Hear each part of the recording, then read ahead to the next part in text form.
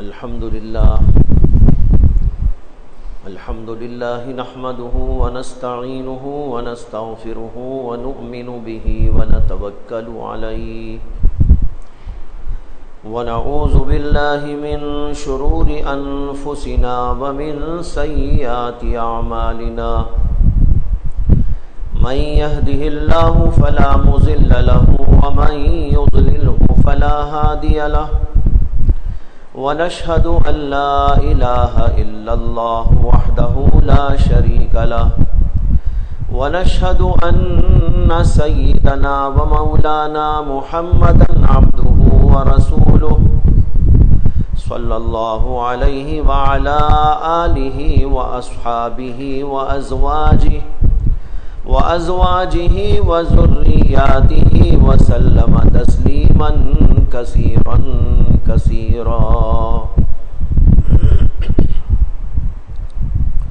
أما بعد فأعوذ بالله من الشيطان الرجيم بسم الله الرحمن الرحيم ولا تهنوا ولا تحزنوا وأنتم الأعلون إن كنتم مؤمنين.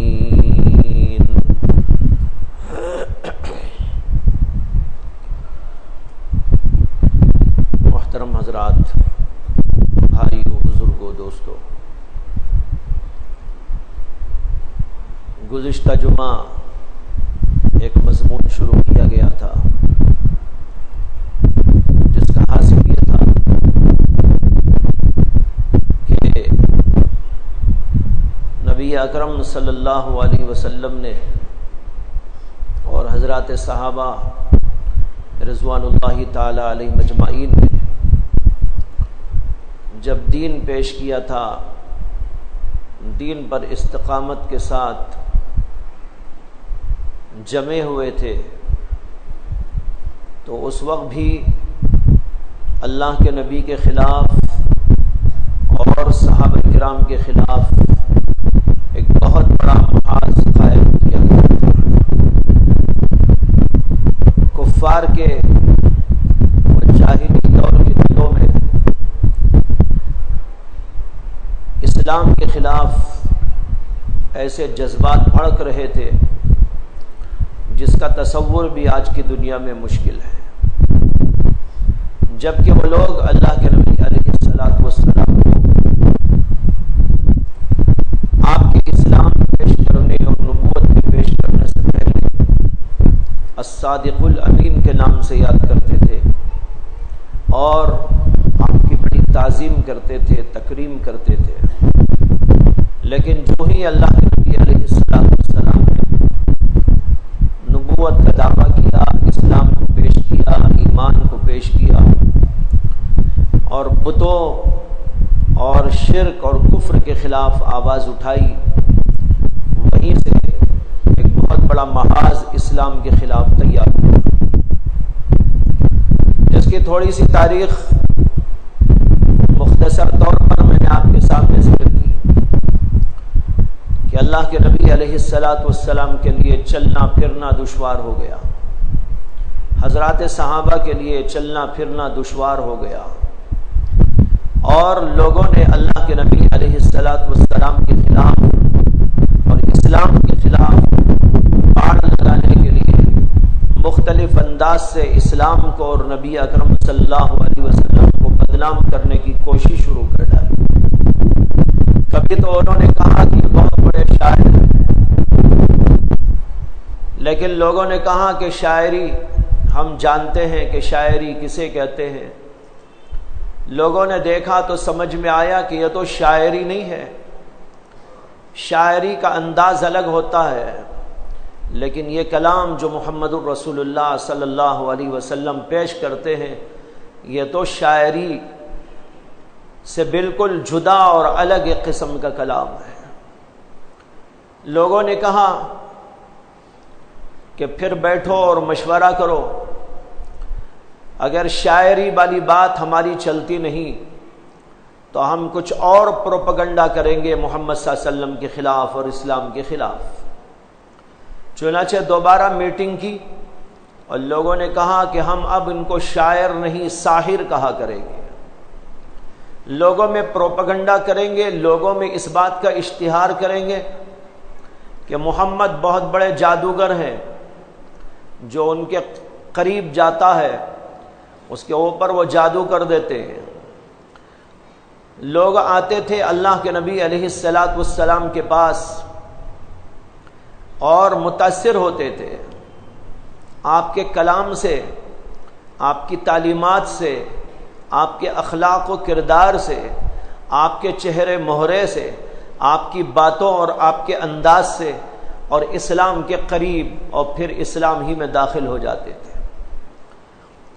لوگوں نے بہت چاہا کہ اسلام سے روک لگائے، اسلام کے خلاف پروپیگنڈا کریں، محمد صلی اللہ علیہ وسلم کے خلاف پروپیگنڈا کریں۔ عجیب عجیب تماشے کیے ان لوگوں نے۔ روایتوں میں ایک روایت یہ بھی آتی ہے کہ ابو جہل ایک دفعہ اللہ کے نبی علیہ الصلاۃ والسلام کے پاس آیا اور کہنے لگا، اے محمد صلی اللہ علیہ وسلم، میرے ہاتھ میں کیا ہے، یہ اگر بتا دیں تو میں اسلام لے آؤں۔ وہ اس خیال سے آیا تھا کہ یہ تو بتا نہیں سکیں گے، اور جب بتائیں گے نہیں تو میں لوگوں میں پروپیگنڈا کروں گا ان کے خلاف۔ لیکن اللہ کے نبی علیہ الصلاۃ والسلام نے فرمایا، یہ بھی ہو سکتا ہے کہ میں بتاؤں تیرے ہاتھ میں کیا ہے، اور یہ بھی ہو سکتا ہے کہ تیرے ہاتھ کی چیز خود بتا دے کہ میں کیا ہوں۔ اللہ کے نبی علیہ الصلاۃ والسلام نے اس سے فرمایا کہ تیرا ہاتھ اپنے کانوں کے قریب لے جا کے سن۔ جب وہ قریب کیا کانوں کے اپنے ہاتھ کو، تو اس کے ہاتھ میں جو کنکریاں تھیں جس کو اٹھا کے لایا تھا وہ پڑھ رہی تھی لا الہ الا اللہ محمد الرسول اللہ۔ لیکن اس پر بھی وہ کہنے لگا کہ محمد اتنا بڑا جادوگر ہے، اتنا بڑا جادوگر ہے کہ اس کا جادو صرف انسانوں پر نہیں، ان کنکریوں پہ بھی چل جاتا ہے۔ تو اس طریقے پر لوگوں نے اللہ کے نبی علیہ الصلاۃ والسلام کے خلاف باڑ لگا دی، باڑ پیدا کر دی، لوگوں کو آنے سے روکنے لگے، کوئی ان کے قریب نہ جانے پائے، کوئی ان کی باتوں کو سننے نہ پائے، کوئی آدمی اسلام میں داخل نہ ہونے پائے۔ اس کے لیے جو کچھ کہ ان کے بس میں تھا وہ کرنے لگے۔ پہلے تو مار توڑ کے ذریعے سے، گالم گلوچ کے ذریعے سے، اور پھر اس کے بعد غلط پروپیگنڈوں کے ذریعے سے، کبھی شاعر کہہ کر اور کبھی ساحر کہہ کے اور کبھی کچھ اور بتا کر نبی اکرم صلی اللہ علیہ وسلم اور اسلام سے روکنے کی کوشش کی گئی۔ لیکن بھائیوں، ہم جانتے ہیں کہ اتنا سب کچھ ہونے کے باوجود اس دور میں اسلام ایک منٹ کے لیے بھی رکا نہیں، بلکہ جو آ گیا تو وہ آ ہی گیا، اور جو چل پڑا تو وہ چل ہی پڑا، اور وہ بڑھتا گیا تو بڑھتا ہی گیا۔ نہ کوئی باڑ اس کو روک سکی، نہ ان کا پروپیگنڈا اس کو روک سکا، نہ کوئی سازش اسلام کی راہ میں رکاوٹ بن سکی، بلکہ اس طویل اور مدید اور بہت شدید باڑ لگا دینے کے باوجود اسلام آگے ہی بڑھتا رہا، لوگوں میں پھیلتا رہا۔ وہی لوگ جن کے اوپر پابندیاں لگائی تھی کافروں نے، اور لوگوں کو یہ سمجھایا تھا کہ محمد کے قریب نہ جانا، اور یہ بڑے جادوگر ہیں، بہت بڑے ساحر ہیں، بہت بڑے شاعر ہیں، لوگ آتے تھے اللہ کے نبی سے متاثر ہوتے تھے اور اسلام قبول کرتے تھے، اور پھر دور دور تک اس کو لے جا کر لوگوں کے سامنے پیش کرتے، یہاں تک کہ قبیلے در قبیلے اسلام میں داخل ہوتے چلے گئے۔ لیکن اس کے باوجود کفار اللہ کے نبی اور اسلام کے خلاف اپنے آپ کو تیار کرتے رہے۔ ایک طرف ان کی یہ تیاریاں ہیں، اور دوسری طرف اسلام کے پھلنے و پھولنے کا سلسلہ جاری ہے، اور جس قدر اسلام پھولتا پھلتا جا رہا ہے، ان کافروں کے دل میں اسی طرح غیظ و غضب کے جذبات بھڑکتے اور ابھرتے جا رہے ہیں۔ یہ سلسلہ ادھر بھی جاری ہے اور ادھر بھی جاری ہے۔ گویا اللہ دنیا والوں کو بتانا چاہ رہے تھے کہ اے دنیا والو، اے کافرو، اسلام کے خلاف اپنے جذبات کو استعمال کرنے والے لوگوں، اسلام کے خلاف باڑ لگانے والے لوگوں، اسلام کے خلاف لوگوں میں پروپیگنڈا کرنے والے لوگوں، تم اپنی ہر طرح کی کوشش جاری رکھو اور تمہارا پروپیگنڈا جاری رکھو، تمہاری سازشیں جاری رکھو، لیکن اسلام رکنے والا نہیں ہے۔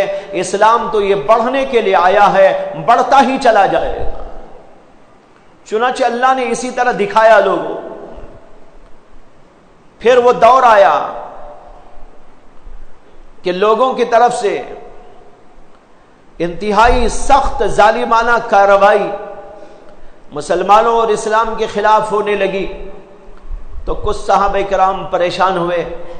اللہ کے نبی علیہ الصلاۃ والسلام سے آ کر انہوں نے گزارش کی، اگر آپ ہم کو اجازت دیتے ہیں تو ہم یہاں سے ملک حبشہ چلے جاتے ہیں۔ معلوم ہوا کہ وہاں کا بادشاہ بڑے اچھے خیال کا ہے، بڑا پاکیزہ ذہن رکھتا ہے، بڑا صاف ستھرا دماغ رکھتا ہے، اس کے دل کے اندر کینہ نہیں، اس کے دل کے اندر تعصب نہیں، اگرچہ وہ مسلمان نہیں، عیسائی ہے، لیکن اس کا مزاج بہت اچھا ہے۔ اگر آپ ہم کو اجازت دیتے ہیں تو ہم وہاں چلے جائیں۔ اللہ کے نبی علیہ الصلاۃ والسلام نے چند افراد کو اجازت دے دی، وہ چلے گئے۔ جب یہ گئے تو کفار وہاں بھی پہنچے اور وہاں جا کر بادشاہ کے پاس پہنچ کر ان لوگوں نے مسلمانوں کے خلاف رپورٹ درج کی۔ انہوں نے کہا ہمارے ملک سے کچھ لوگ ہمارے غلام بھاگ کر بھگوڑے یہاں آ گئے ہیں اور انہوں نے ایسا اور ایسا کیا ہے، اسی آپ ان کو بلائیے اور ہمارے حوالے کر دیجئے، ہم آپ سے درخواست کرنے کے لیے اپنے ملک مکہ سے آئے ہیں۔ بادشاہ نے کہا کہ اچھا، اگر ایسا ہے تو ہم ان کو بلاتے ہیں، معلومات کرتے ہیں وہ کیوں یہاں پر آگے ہیں، کس وجہ سے آئے ہیں، اور کیا تمہاری نافرمانی کیا ہے ان لوگوں نے، یہ ہم دریافت کریں گے، پھر اس کے بعد میں دیکھا جائے گا۔ بادشاہ نے حکم دیا اپنی پولیس والوں کو کہ دیکھو یہاں پر مکے سے کون لوگ آئے۔ چنانچہ پولیس والے لگ گئے کہ بھائی یہاں مکے کے کون لوگ آ کے ٹھہرے ہوئے ہیں۔ اب ان کو پتہ چلا کہ فلاں جگہ پر کچھ لوگ ہیں، وہاں پہ جا کے دریافت کیا تو معلوم ہوا کہ مکے سے یہی لوگ آئے ہیں۔ وہ چند افراد تھے، 12-13 افراد۔ انہوں نے جا کر کہا کہ بادشاہ آپ لوگوں کو یاد کر رہے ہیں اور فوراً آپ کو وہاں پر حاضری دینی ہے اور آپ کے سلسلے میں کارروائی ہونے والی ہے۔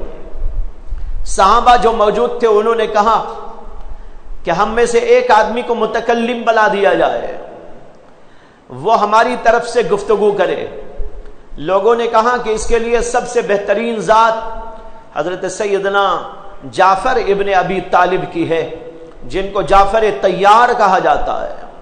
یہ حضرت علی کرم اللہ تعالی وجہہ کے بھائی حضرت ابو طالب کے بیٹے جعفر ابن ابی طالب۔ لوگوں نے کہا کہ جعفر ابن ابی طالب کو اپنا متکلم بناتے ہیں۔ چنانچہ لوگ بادشاہ کے ہاں پہنچے، بادشاہ کا دربار لگا ہوا تھا اور اس کے وزراء بھی موجود تھے، ارکان دولت موجود تھے، مشیران سلطنت موجود تھے، اور بھی بہت سارے کارندے وہاں موجود تھے، اور بادشاہ اپنے کر و فر کے ساتھ میں بیٹھا ہوا تھا۔ جب یہ لوگ پہنچے تو ان کو کچھ کرسیوں پہ بٹھا دیا گیا۔ پھر بادشاہ نے پوچھا کہ تم لوگ کہاں کے ہو؟ انہوں نے بتایا کہ مکے کے ہیں۔ پھر پوچھا کہ تم لوگ کیوں آئے ہو؟ انہوں نے کہا حضرت جعفر رضی اللہ عنہ کھڑے ہو گئے، انہوں نے ایک بہت ہی بہترین انداز کی تقریر بادشاہ کے سامنے کر دی، ایسی لاجواب تقریر جو دلوں میں گھستی چلی جا رہی تھی۔ اسلام کی حقانیت و صداقت لوگوں کے سامنے آشکارا کرتے جا رہے تھے۔ ایسی بلند بانگ تقریر حضرت جعفر رضی اللہ عنہ کی زبان مبارک سے نکل گئی۔ حضرت جعفر نے جب ان سے سوال کیا گیا کہ آپ لوگ مکے سے یہاں کیوں آئے ہو، انہوں نے کہا کہ بادشاہ جہاں بنا، بات دراصل یہ ہے کہ ہم بڑے مظلوم ہیں، ہم ظلم سہتے سہتے بہت پریشان ہو گئے تھے، ظلم کو سہنا اب ہمارے بس میں نہ رہا تو ہم وہاں سے یہاں پر چلے آئے، اس لیے کہ ہمیں معلوم ہوا تھا کہ آپ بہت اچھے بادشاہ ہیں، بڑا پاکیزہ ذہن رکھتے ہیں، بڑے انصاف پسند ہیں، ہم آپ کے ملک میں آ کے پناہ گزی ہونا چاہ رہے تھے، اس لیے ہم آ گئے۔ بادشاہ نے کہا کہ تم کون لوگ ہو اور تمہارے اوپر ظلم کرنے والے لوگ کون ہیں اور تمہارے اوپر ظلم کیوں ہو رہا تھا؟ اس پر حضرت جعفر رضی اللہ عنہ کہنے لگے بادشاہ جہاں پناہ، بات دراصل یہ ہے کہ ہم لوگ بہت ہی خستہ حال زندگی کر رہے تھے، ہمیں نہیں معلوم تھا کہ ہمارا مالک و خالق کون، ہمیں نہیں معلوم تھا کہ زندگی گزارنے کا اصول و طریقہ کیا، ہمیں خبر نہیں تھی کہ ماں باپ کیا ہوا کرتے ہیں، ان کا ادب، ان کی تعظیم کیا ہوا کرتی ہے، ہم جانتے نہیں تھے رشتہ داریوں کا حق کیا ہوا کرتا ہے، ہم جانتے نہیں تھے ایک انسان کا لحاظ کیا ہوا کرتا ہے، انسانی جان کی قدر و قیمت کیا ہوا کرتی ہے، ہم اخلاق کو نہیں جانتے تھے، کردار کے بارے میں نہیں جانتے تھے، اچھی صفات ہمارے اندر موجود نہیں تھی، ہم شراب پیا کرتے تھے، ہم زناکاری کیا کرتے تھے، ہم بدکاریوں میں مشغول تھے، رشتہ داری کا حق نہ جانتے تھے، انسانوں پر ظلم و زیادتیاں کیا کرتے تھے اور بتوں کی پوجا کیا کرتے تھے۔ اسی درمیان میں ہم میں ہی سے ایک شخصیت پیدا ہوئی جن کا نام ہے محمد صلی اللہ علیہ وسلم، انہوں نے ہم کو آ کر بتایا کہ وہ اللہ کے پیغمبر ہیں، انہوں نے ہم کو آ کر یہ تعلیم دی کہ بتوں کی پوجا نہ کرو، ایک اللہ کائنات کا پالنہار، کائنات کا پیدا کرنے والا وہی رب العالمین ہے، وہی مالک الملک ہے، وہی ذوالجلال والاکرام ہے، اسی ایک اللہ کی عبادت کرو۔ لہذا ہم نے عبادت بتوں کی چھوڑ دی، ایک اللہ کی عبادت کرنے لگے۔ انہوں نے ہم کو سکھایا پاکیزہ طریقہ زندگی کا، انہوں نے ہم کو بتایا ماں باپ کا حق کیا ہوتا ہے، رشتہ داری کا حق کیا ہوتا ہے، بھائی بہنوں کا حق کیا ہوا کرتا ہے، انسانوں کا کیا پاس و لحاظ ہوا کرتا ہے، انسانوں کے ساتھ ہمدردی، انسانوں کے ساتھ غمخواری، مخلوق کے ساتھ ہمدردی و غمخواری، ان ساری چیزوں کے اسباق انہوں نے ہم کو پڑھائے، صلہ رحمی کا سبق ہم کو دیا، لوگوں کے ساتھ بہترین سلوک کرنے کی انہوں نے ہم کو تعلیم دی۔ ایک طرف ہمیں خدا سے ملا دیا اور دوسری طرف انسان کی خدمت کرنے پہ ہم کو لگا دیا۔ ہم نے ان کی تعلیم کے نتیجے میں زناکاری سے توبہ کر لی، شراب نوشی سے توبہ کر لی، جھوٹ سے ہم نے پرہیز کیا، قتل و غارت گری سے باز آ گئے، ظلم و زیادتی سے دور ہو گئے۔ بس یہ ہمارا قصور تھا، ان لوگوں نے ہمارے اوپر بہت ظلم کیا، بہت ظلم کیا، جو وہاں کے لوگ تھے ان کے ظلم کو برداشت نہ کر کے آپ کے ملک میں آ گئے۔ یہ میرے الفاظ میں بول رہا ہوں، میں ترجمہ بول رہا ہوں، لیکن حضرت جعفر طیار نے جو اپنی زبان مبارک سے اسلام کا نقشہ کھینچا، نبی اکرم صلی اللہ علیہ وسلم کی تعلیم کا عمدہ پیرائے میں بیان فرمایا، تاریخ کے اندر وہ موجود ہے، اس کو پڑھتے ہیں تو ایسا لگتا ہے ایک ایک لفظ دل کے اندر گھس رہا ہے۔ ایسے بلند ترین الفاظ میں پورے اسلام کا نقشہ، اسلام کی تعلیمات کا نقشہ، محمد صلی اللہ علیہ وسلم کی شخصیت کا نقشہ، اور پھر اس سے پہلے کیا ہو رہا تھا، وہاں کے لوگوں میں کیا برائیاں تھیں، اس پوری چیز کا نقشہ، گویا کہ اسلام اور اسلام کے آنے کی پوری تاریخ اس کے اندر انہوں نے بیان کر دی۔ بادشاہ نے یہ بات سنی، جتنے لوگ وہاں بیٹھے ہوئے تھے انہوں نے سنا، اور سننے کے بعد بادشاہ کہنے لگا اچھا وہ جو تمہارے اندر آئے ہیں اور جو نبوت کے دعوے دار ہیں اور انہوں نے یہ تعلیمات تمہارے سامنے پیش کی ہیں، اچھا یہ بتاؤ کیا انہوں نے کوئی کلام بھی پیش کیا ہے؟ حضرت جعفر کہنے لگے ہاں ہاں، انہوں نے ایک کلام اپنے رب اور خالق و مالک کا پیش کیا ہے، جن کی طرف سے وہ پیغمبر بنا کر بھیجے گئے، اس کلام کو ہم قرآن کہا کرتے ہیں۔ بادشاہ نے کہا کہ اگر اس کا کوئی حصہ تم سنا سکتے ہو تو سناؤ۔ اب بادشاہ کی اس فرمائش پر حضرت جعفر طیار رضی اللہ عنہ سورہ مریم کی تلاوت کر دیں۔ سورہ مریم جس کے اندر ذکر ہے حضرت مریم کا، جس کے اندر ذکر ہے حضرت زکریا کا، جس کے اندر ذکر ہے حضرت یحییٰ کا، پھر اس کے بعد حضرت مریم کا، اور حضرت مریم سے پیدا ہونے والے ان کے بیٹے لخت جگر حضرت سیدنا عیسیٰ علی نبینا علیہ الصلاۃ والسلام کا، اور پھر ان کی پیدائش کا بڑا عجیب و غریب انوکھا واقعہ کہ بغیر باپ کے اللہ نے ان کو جنم دیا، اللہ تعالیٰ نے ان کو پیدا فرمایا، یہ واقعہ بیان کیا گیا ہے۔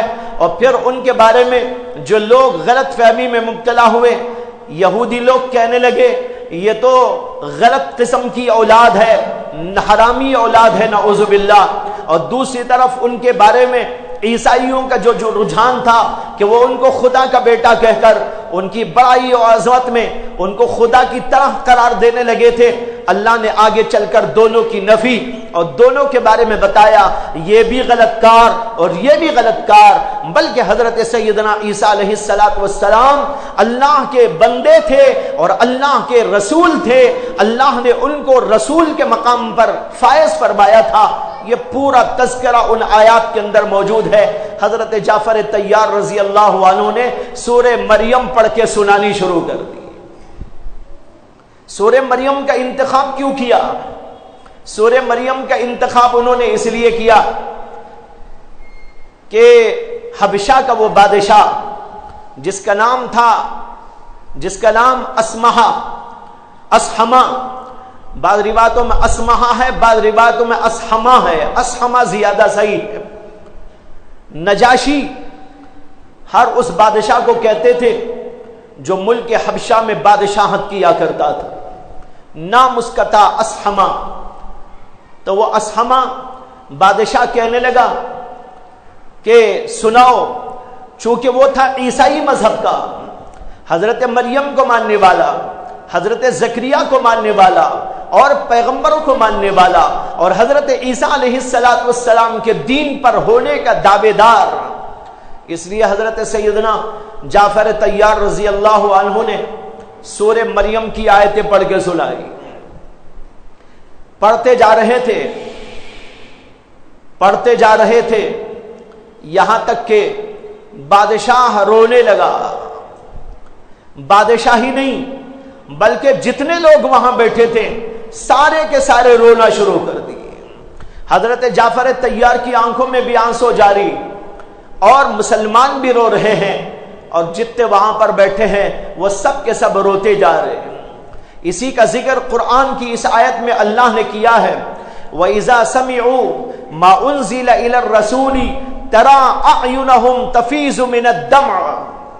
اللہ تعالیٰ نے کہا وہ جب سنتے ہیں رسول پر نازل ہونے والا کلام، یہاں وَإِذَا سَمِعُوا، جب وہ سنتے ہیں، یہ سننے والوں سے مراد یہی نجاشی اور نجاشی کے وہ درباری لوگ تھے، اللہ نے ان کے بارے میں آیت نازل کی وَإِذَا سَمِعُوا مَا أُنزِلَ إِلَى الرَّسُولِ، رسول پر نازل ہونے والا کلام جب یہ لوگ سنتے ہیں، تَرَى أَعْيُنَهُمْ تَفِيضُ مِنَ الدَّمْعِ، تو آپ دیکھتے ہیں کہ ان کی آنکھوں سے آنسو جاری ہو گئے۔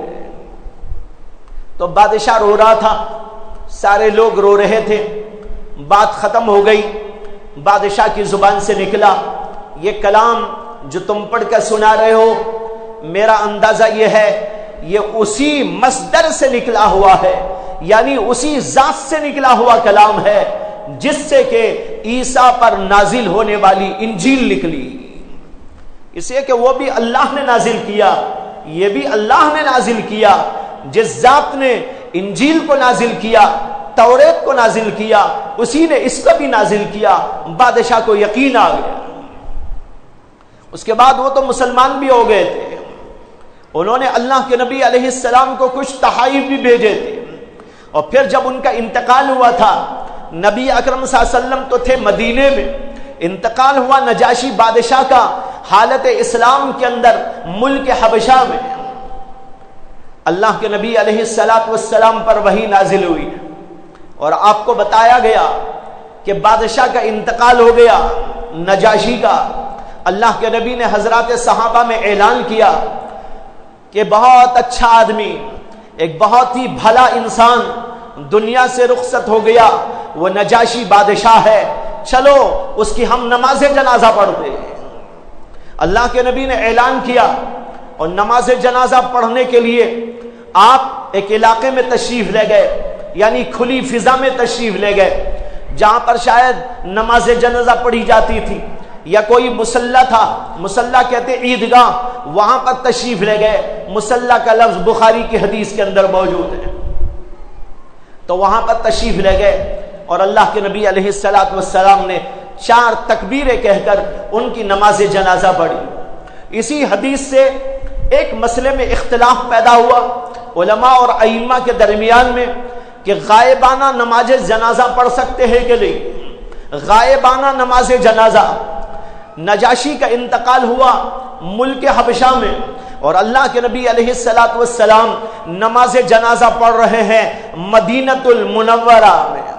وہاں جنازہ سامنے نہیں ہے، جنازہ تو سینکڑوں میل دور ہے، لیکن یہاں نماز جنازہ ہو رہی۔ امام شافعی رحمۃ اللہ علیہ جو جلیل القدر امام ہیں، وہ کہتے ہیں غائبانہ نماز جنازہ پڑھ سکتے ہیں۔ ایک آدمی کا انتقال ہو مکہ مکرمہ میں، بنگلور والے اس کی نماز جنازہ پڑھ سکتے ہیں۔ ایک آدمی کا انتقال ہو امریکہ میں، انڈیا والے اس کی نماز جنازہ پڑھ سکتے ہیں۔ کسی آدمی کا انتقال انڈیا میں ہو جائے اور دوسرے ملک والے اس کی نماز جنازہ پڑھنا چاہے تو پڑھ سکتے ہیں، اس لیے کہ اللہ کے نبی علیہ الصلوۃ والسلام نے نجاشی کی نماز جنازہ، ان کا جنازہ اتنی دور تھا لیکن اللہ کے نبی نے یہاں پر پڑھی۔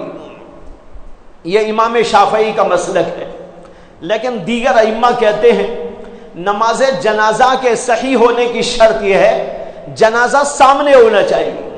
اگر جنازہ سامنے نہیں ہے تو نماز نہیں ہو سکتی، اس لیے جب جنازہ سامنے ہوگا پیچھے لوگ کھڑے ہوں گے اور نماز جنازہ پڑھی جائے گی۔ اور یہ حضرات علماء کہتے ہیں جن میں امام ابو حنیفہ بھی ہیں اور دوسرے ائمہ کرام، وہ سب کے سب یہ کہتے ہیں کہ نماز جنازہ غائبانہ نہیں پڑھ سکتے، نماز جنازہ اس وقت پڑھ سکتے ہیں جب جنازہ سامنے موجود ہو۔ کیوں؟ اس لیے کہ حضرات صحابہ بہت سارے انتقال ہوئے تھے، مختلف ملکوں میں جا کر، مختلف علاقوں میں جا کر، جہاد کی مہموں میں جا کر، لیکن پوری تاریخ میں نہ محمد الرسول اللہ صلی اللہ علیہ وسلم نے کبھی کسی صحابی کی نماز جنازہ پڑھی غائبانہ طور پر، نہ کسی صحابی نے، نہ ابو بکر صدیق نے، نہ عمر بن خطاب نے، نہ کسی اور صحابی نے کسی صحابی کی، کسی اور مسلمان کی جو کسی اور جگہ انتقال ہوا ہو، کسی کی نماز جنازہ نہیں پڑھی۔ اللہ کے نبی صلی اللہ علیہ وسلم کے زمانے میں خود کئی صحابہ ادھر ادھر شہید ہوئے۔ آپ کو معلوم ہوگا ایک خاص موقع پر 70 قراء صحابہ، حفاظ صحابہ کرام کو کافروں نے دھوکہ دے کر لے جا کر قتل کر دیا تھا۔ وہ آئے یہ کہہ کے اللہ کے نبی علیہ السلام کے پاس کہ ہم ان کو لے جانا چاہتے ہیں، آپ اپنے جو ہے خاص لوگوں کو بھیج دیجئے، ہمارے ہاں لوگ مسلمان ہوں گے اور ان کو یہ تعلیم دیں گے اور ان کی تعلیم و تعلم کا سلسلہ جاری ہوگا، دعوت و تبلیغ کا سلسلہ جاری ہوگا۔ اللہ کے نبی علیہ الصلوۃ والسلام نے 70 صحابہ کو ان کے حوالے کیا۔ ہر صحابی حافظ قرآن، ہر صحابی 70 صحابہ میں سے جلیل القدر قاری قرآن۔ اب یہ سب کے سب لے جاتے ہیں اور ایک جگہ دھوکے میں لے جا کر سب کو شہید کر دیتے ہیں۔ یہ اصل میں ایک سازش تھی اسلام کے خلاف، مسلمانوں کے خلاف۔ بہرحال ان لوگوں نے قتل کر دیا ان صحابہ کو۔ اللہ کے نبی کو جب معلوم ہوا، اللہ کے نبی کو انتہائی دکھ ہوا، اور ایک روایت میں آتا ہے حضرت عائشہ صدیقہ فرماتی ہیں اللہ کے نبی کو اتنا غمگین میں نے کبھی نہیں دیکھا جتنا غمگین اس وقت میں دیکھا جبکہ ان 70 صحابہ کو قتل کر دیا گیا تھا۔ لیکن اللہ کے نبی نے ان 70 صحابہ کی نماز جنازہ مدینے میں نہیں پڑھی۔ غم ہوا، دکھ ہوا، بہت پریشانی ہوئی، لیکن اس کے باوجود اللہ کے نبی علیہ السلام نے ان کی نماز جنازہ غائبانہ نہیں پڑھی۔ اسی طرح ابھی جن کا نام لیا حضرت جعفر طیار، ان کو اللہ کے نبی علیہ السلام نے غزوہ موتا میں بھیجا تھا اور یہ کہا تھا کہ تم پہلے اور تم شہید ہو جاؤ تو فلاں صحابی اور فلاں صحابی شہید ہو جائیں تو پھر تیسرے یہ سپہ سالار رہے. اللہ کے نبی نے 3 آدمیوں کا نام لیا تھا، ان میں ایک حضرت جعفر کا نام بھی لیا تھا. ان کو بھیج دیا اللہ کے نبی علیہ السلام نے. وہاں پر گئے اور جیسے اللہ کے نبی نے کہا تھا ویسے ہی یکے بعد دیگرے تینوں صحابہ کا انتقال ہو گیا. جنگ کے اندر سب کے سب شہید ہو گئے. لیکن چوتھے نمبر پر حضرت خالد بن ولید آگے بڑھے اور انہوں نے جھنڈا سنبھالا. یہ روایتوں کے اندر آتا ہے اللہ کے نبی علیہ السلام کو مدینے میں فوراً اطلاع ہو گئی. اللہ کے نبی پر وحی نازل ہوئی کہ آپ نے جن صحابہ کو بھیجا تھا، یہ موبائل کا زمانہ نہیں تھا بھائیو، یہ زمانہ ٹی ویوں کا نہیں تھا بھائیو، یہ زمانہ انٹرنیٹ کا نہیں تھا. یہ زمانے میں اللہ کے نبی پر وحی آتی تھی. اللہ کے نبی سینکڑوں میل دور کی خبر یہاں مدینے میں بیٹھ کر دیا کرتے تھے. اب وہ گئے ہیں اتنی دور، وہاں حادثہ ہوا، وہاں کی خبر یہاں آنے کے لیے تو شاید 15 نہیں 20 دن نہیں مہینہ لگ جاتا. لیکن جو ہی وہاں یہ ہوا حادثہ، اللہ کے نبی علیہ السلام پر جبریل امین آ کر اس کی اطلاع دیتے ہیں اور اللہ کے نبی ان کے گھر والوں کو خبر دیتے ہیں کہ جاؤ ان کو خبر کر دو ان کے ساتھ ایسا ایسا حادثہ ہو گیا. لیکن حضرت جعفر کی نماز نہیں پڑھتے اللہ کے نبی، عبداللہ بن رواحہ کی نماز نہیں پڑھتے مدینے میں اللہ کے نبی. معلوم ہوا نماز جنازہ اللہ کے نبی نے غائبانہ طور پر کسی صحابی کی نہیں پڑھی. ہاں پڑھی تو ایک صحابی کی پڑھی، ایک شخصیت کی پڑھی جو صحابی نہیں تھے، زمانے میں تھے حضور کے لیکن حضور کی ان کو زیارت نہیں ہوئی تھی. وہ تھے ملک حبشہ کے بادشاہ نجاشی. اللہ کے نبی کو دیکھنے کا ان کو بہت شوق تھا، ارادہ بھی بار بار کرتے تھے لیکن کبھی موقع نہ ہوا. یہاں تک کہ دنیا سے چلے گئے. جو اللہ کے نبی کے زمانے میں رہا ہو، ایمان بھی لا چکا ہو لیکن اللہ کے نبی کو نہ دیکھا ہو، اسے مقام صحابیت حاصل نہیں ہے، اس لیے صحابی تو نہیں ہوئے. لیکن اللہ کے نبی علیہ السلام پر ایمان لائے. تو بتانے یہ تھا کہ دیگر علماء کہتے ہیں نماز جنازہ اگر مشروع ہوتی اسلام میں تو اتنے سارے صحابہ جو بلند ترین مقام پر فائز تھے، اللہ کے نبی ان کی نماز جنازہ پڑھتے. لیکن اللہ کے نبی نے کسی کی نماز جنازہ نہیں پڑھی تو صرف ایک کی پڑھی، وہ نجاشی تھے. یہ ان کی خصوصیت ہے، یہ اللہ کے نبی کی خصوصیت ہے. اس لیے کہ بعض روایتوں سے پتہ چلتا ہے کہ جب اللہ کے نبی نے ان کی نماز جنازہ پڑھائی تو درمیان کے سارے پردے ہٹ گئے اور ان کا جنازہ سامنے اللہ نے کر دیا تھا. اسی اللہ کے نبی نے پڑھا. تو بہرحال یہ ایک فقہی مسئلہ ہے، چونکہ ہو سکتا ہے کسی کو اشکال ہو جائے اس لیے میں نے عرض کر دیا. اللہ کے نبی علیہ السلام نے ان کی نماز جنازہ پڑھائی. اب کسی کے ذہن میں آ جائے ارے وہاں تو جنازہ نہیں تھا کیسے پڑھائی، اس لیے اس اختلاف کا ذکر میں نے کر دیا. بہرحال بتائے رہا تھا یہ تھے حضرت نجاشی جن کا انتقال ہوا تو اللہ کے نبی نے غائبانہ ان کی نماز جنازہ پڑھائی. یہ اس زمانے میں وہاں بادشاہت کر رہے تھے اور صحابہ وہاں پہنچے تو کفار بھی وہاں پہنچ کر بادشاہ تک کو ورغلانے کی کوشش کر رہے تھے. لیکن اللہ نے ان کی بات کو ناکام کر دیا، مسلمانوں کو وہاں رہنے کا موقع دیا. پھر اس کے بعد اور صحابہ اللہ کے نبی سے اجازت لے کر ملک حبشہ گئے اور وہاں پر رہنے لگے تھے. لیکن اس کے بعد وہ دور آیا بھائیوں کہ اللہ کے نبی علیہ السلام کے خلاف یہاں کفار کی سازشیں اور تیز ہو گئی اور مضبوط پیمانے پر ہونے لگی. یہاں تک کہ ایک دن ان لوگوں نے بیٹھ کر مشورہ کیا. سارے سرغنے جمع ہو گئے، سارے گرو گھنٹال جمع ہو گئے.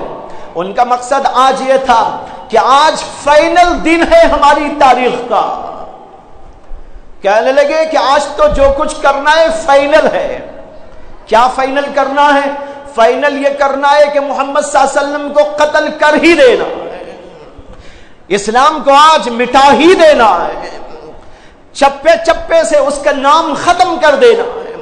اب اس کے بعد اسلام کو باقی رکھنے اور اسلام کو یہاں پھلنے اور پھولنے کا کوئی موقع نہیں دینا ہے، اس لیے کہ ہم نے بہت کچھ کر کے دیکھ لیا، لیکن یہ اسلام تو بڑھتا جا رہا ہے، ہمارے ہی لوگوں میں گھستا جا رہا ہے، ہمارے ہی گھر کے لوگ ایمان لاتے جا رہے ہیں، ہر گھر کے اندر اسلام گھستا جا رہا ہے، اس لیے اب کوئی موقع اور کوئی تیشا باقی نہ رہنے دیجئے اور یہ فیصلہ کر کے اٹھیے کہ آج کسی نہ کسی طریقے پر اسلام کو ختم کر دو۔ دارالندوے کے نام سے ایک گھر وہاں موجود تھا، کفار وہاں جمع ہو کر اسلام کے خلاف سازشیں تیار کرتے تھے، اسلام کے خلاف پروپیگنڈا وہیں سے تیار ہوتا تھا، وہیں سے بہت کچھ اسلام کے خلاف کرنے کی محنتیں کی جاتی، سب کے سب لوگ جمع ہو گئے اور کہنے لگے کہ آج تو بہرحال ایک فیصلہ کر کے اٹھنا ہے۔ اب لوگ مختلف مشورے دینے لگے، ایسا کر دو، ایسا کر دو، ایسا کر دو، لیکن دوسرے لوگ کہتے ایسا کرنے سے کام نہیں چلے گا، یہ کریں گے تو یہ کام ہمارا نہیں بن پائے گا۔ آج تو بہرحال فائنل مسئلہ ہے۔ اتنے میں ایک بوڑھا کھڑا ہوا، بعض روایتوں سے پتہ چلتا ہے کہ وہ بوڑھا دراصل شیطان تھا، انسان کی شکل میں آیا تھا، وہ بھی انسانوں میں آ کے بیٹھ گیا تھا اور آ کر اس نے کھڑے ہو کے مشورہ دیا۔ اس نے کہا ایسا کرو بھائیو، ایک مشورہ دیتا ہوں، میں بڑا تجربے کار ہوں، تم سب میرے سے چھوٹے ہو، ذرا میری عمر کو تو دیکھو، ذرا میرے بالوں کو تو دیکھو، ذرا میرے انداز کو تو دیکھو، کتنا بوڑھا ہو گیا ہو، کتنا ضعیف ہو گیا ہو، لیکن اتنا ضعیف ہو کر بھی دماغ میرا بالکل الرٹ ہے، دماغ سے میں بہت اچھا سوچتا ہوں، اسے کہ بڑا تجربے کار ہو، میرے تجربے سے فائدہ اٹھانا چاہتے ہو، ایک مشورہ دے دو۔ لوگوں نے کہا حضور ضرور فرمائیے۔ اب وہ شیطان بوڑھا کہنے لگا کہ دیکھو یہاں جتنے گرو گھنٹال اور جتنے یہاں مختلف قبیلوں کے سردار بیٹھے،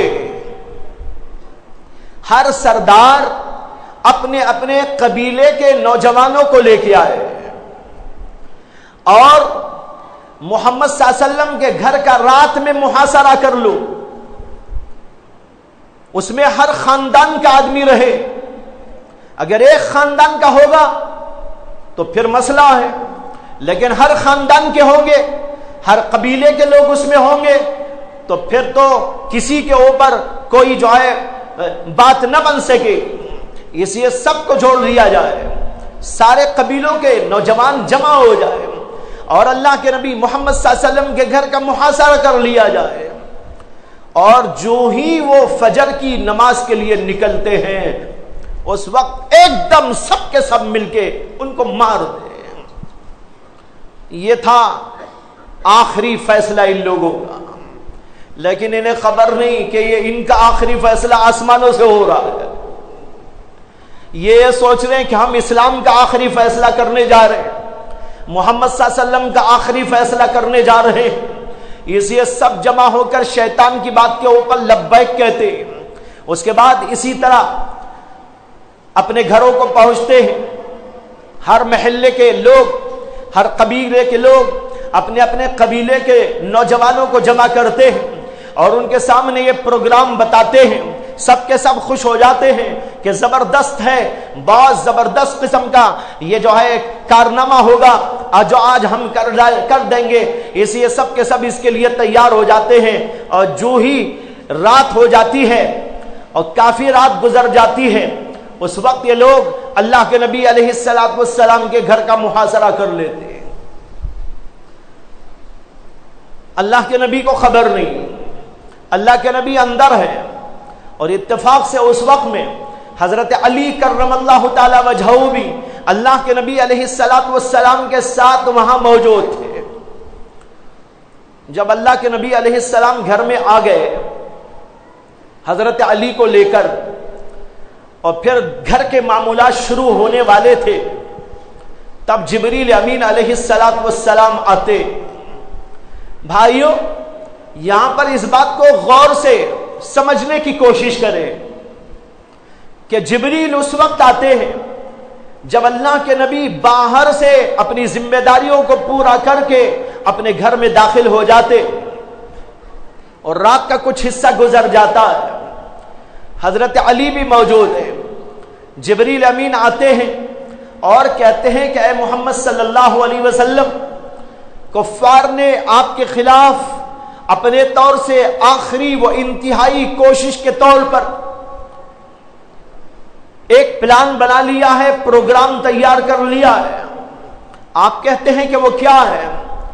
وہ بتاتے ہیں کہ آپ کے گھر کا انہوں نے محاصرہ کر لیا ہے اور ان کا ارادہ یہ ہے کہ جو ہی آپ فجر کی نماز کے لیے یہاں سے نکلے وہ فوراً آپ کے اوپر حملہ کر دے، یا کسی وقت بھی آپ گھر سے نکلے وہ فوراً آپ کے اوپر حملہ کر دے. اللہ کے نبی علیہ الصلوۃ والسلام سے جبریل کہتے ہیں یہ ان لوگوں کا فیصلہ ہے، یہ ان لوگوں کا پروگرام ہے، یہ ان لوگوں کی نیتیں ہیں، یہ ان لوگوں کے ارادے ہیں، لیکن دوسری طرف آپ کے خالق کا، آپ کے پروردگار کا یہ فیصلہ ہے، ارادہ ہے، منشا ہے کہ آپ ان لوگوں کے درمیان سے نکل کر یہاں سے ہجرت کی نیت کر کے مکہ المکرمہ چھوڑ کر مدینہ طیبہ چلے جائیں. ہجرت کا حکم اسی رات آیا ہے جس رات یہ پروگرام تیار ہوا. کفار نے آپ کے گھر کا محاصرہ تیار کر لیا. اللہ کے نبی پر اس وقت ہجرت کا حکم نازل ہو رہا ہے.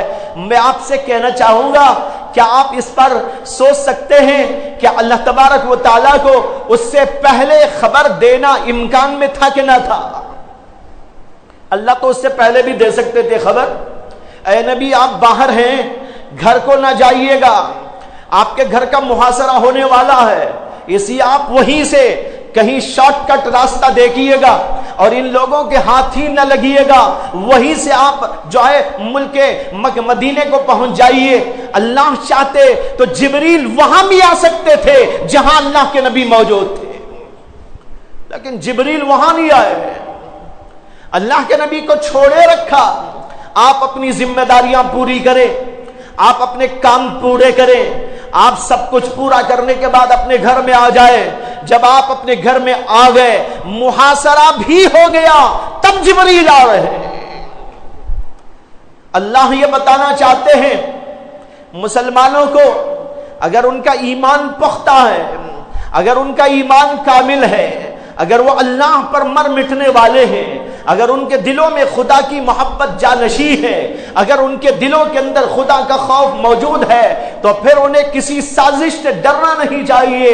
اللہ سازشوں کے اندر سے ان کو اس طرح نکال لے گا جیسے کہ جو ہے آسانی کے ساتھ کسی چیز کو نکال لیا جاتا ہے. اللہ کے لیے کوئی مشکل نہیں. ورنہ اللہ کو یہ بھی تو ہو سکتا تھا کہ پہلے ہی بتا دیتے، اے نبی آپ گھر ہی نہ جائیے، وہ محاصرہ کر کر کے تھک جائیں گے، آپ یہاں سے چلے جائیے.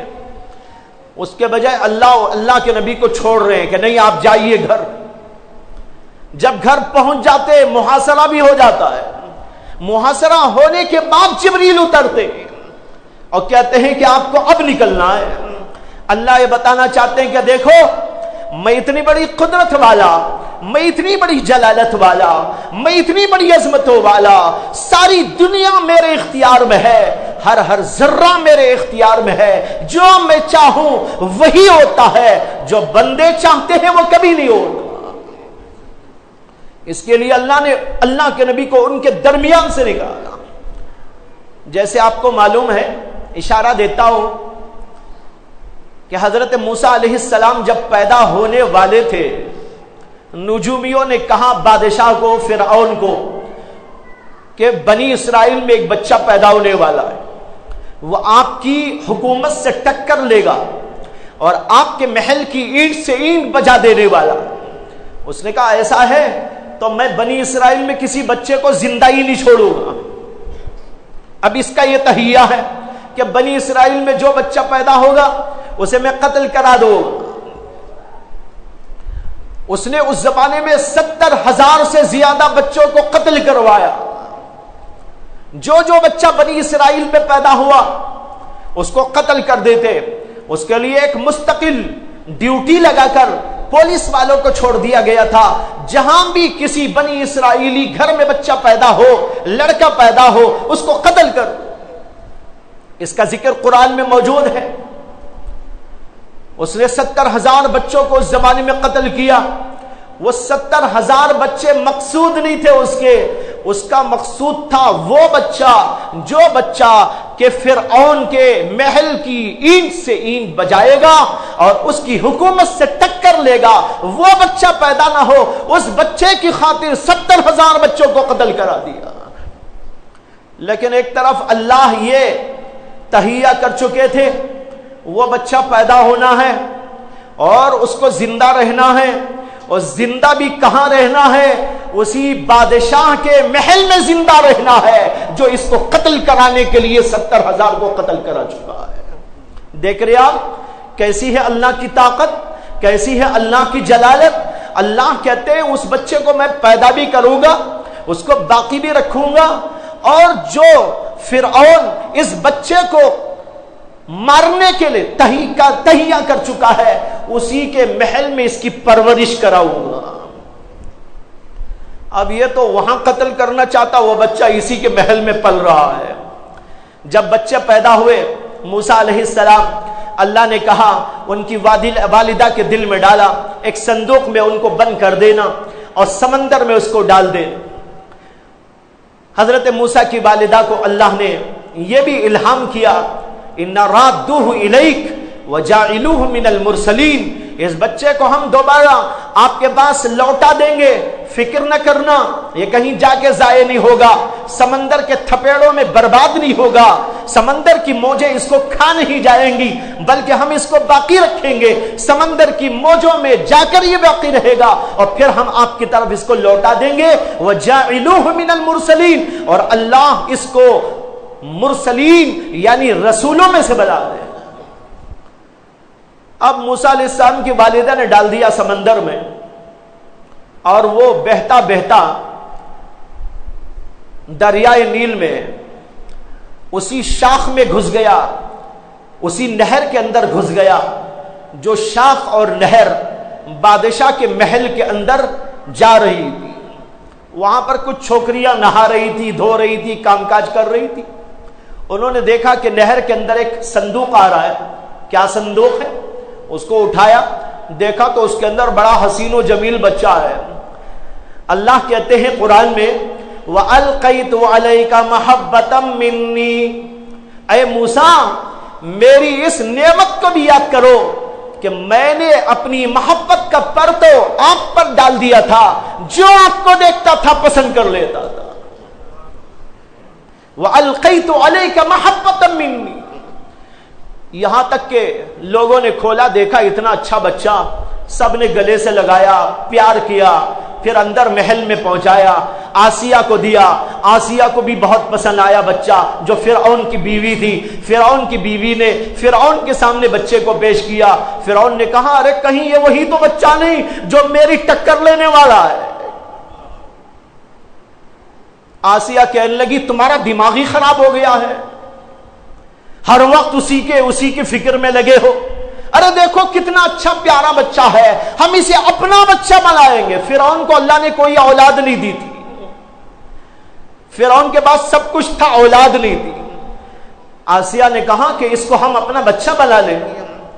اس نے کہا اچھا ٹھیک ہے، اگر تم کو پسند ہے تو مجھے بھی پسند ہے۔ اللہ نے محبت کا پرتو جو موسیٰ کے چہرے پہ ڈالا تھا، اس کا اثر یہ ہوا کہ وہ فرعون بھی چاہنے لگا۔ فرعون نے کہا کہ پھر بچے کے کھانے پینے رہائش کا انتظام کرو۔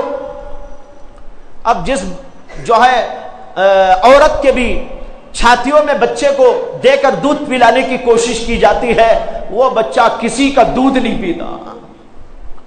سب پریشان ہو گئے، اگر بچہ دودھ نہیں پیے گا تو اتنا بہترین بچہ تو مر جائے گا۔